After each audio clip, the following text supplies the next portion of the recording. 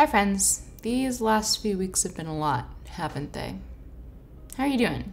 You doing okay? I'm feeling kind of worn down, as you might be too, and it's left me not knowing really how to create or what to create. So I was just sitting in bed the other night doing that thing where you cycle through Twitter and YouTube and Instagram, and then you close the tab for YouTube and then you open up a new tab and you type in youtube.com without even thinking about it. But this time I'm glad I did, because it just happened that Halise, shout out to Halise, was hosting a casual Q&A live stream. So if you don't already know Halise, she is putting out like 2 or 3 really beautiful, like cinematic, thoughtful vlogs every week. So I jumped in the live stream and I asked her how in this time where everybody on YouTube is burnt out and the news got us burnt out and we're all just drained, just empty.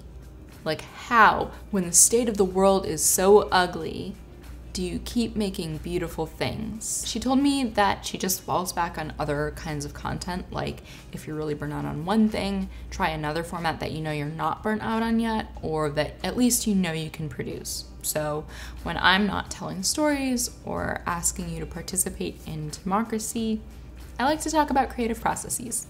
So here we are. The other advice that Halise gave me is that she likes to take in art, like making a point to go to museums or just going outside and taking stills with her camera, just finding inspiration in the art of other people. And that really resonated with me, because while ideas are not a finite resource, they don't come from nowhere. Like, never have I been sitting with my notebook and just had like a magic bolt of inspiration strike me from some magic art angel in the sky. I need to feed it something, which means I need to put at least as much into my brain as I am trying to get out of it. That means if I want to write, I need to read. If I want to play music, I need to listen to it. If I want to make videos, I need to watch other people's videos. I also make a point to consume different kinds of art than the ones that I'm making. Like, if I'm writing a story about my past, one thing that I really like to do is make a playlist of, what was the music I was listening to at that time, or what evokes the same kinds of feelings. What does the background to that story sound like? Even just experiencing something really dope that someone else made at least gets me in the spirit of making something. So I like to read books about making art. Here are a couple of my favorites. Or if I'm really in a rut, I will start with like a graphic novel or a book of poetry, because they're usually pretty quick to get through, but they're so packed with story and feeling that I'm like, man, I wish I'd made that. Wait, let me try to make that.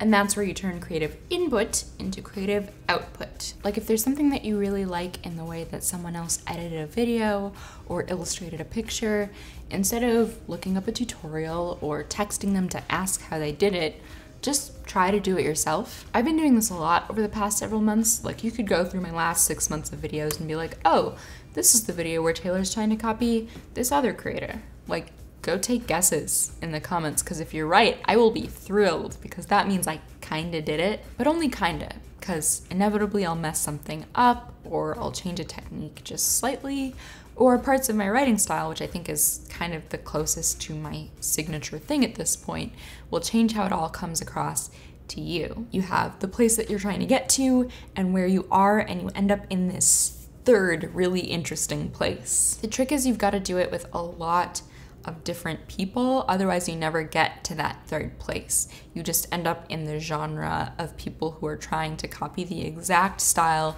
of whatever's hot right now. Like, if you really want to vlog like Casey Neistat, fine. He's not a bad guy to learn from. Just pick like 4 other people, please. Because then you get to try on all these different styles and techniques and collect the parts you like and ditch the ones you don't, and suddenly you're your own thing.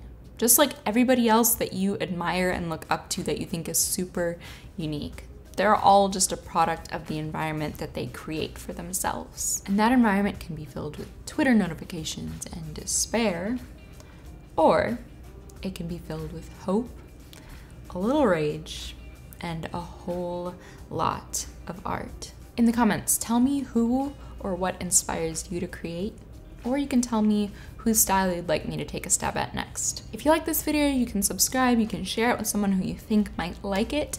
You can also support me on Patreon because we're really close to getting to my goal of starting a monthly live stream where we can workshop projects together, and I'll answer your questions and give you advice about writing. So it's like this, but interactive. So if you want that, there's a link to my Patreon, and I will see you so soon. Bye!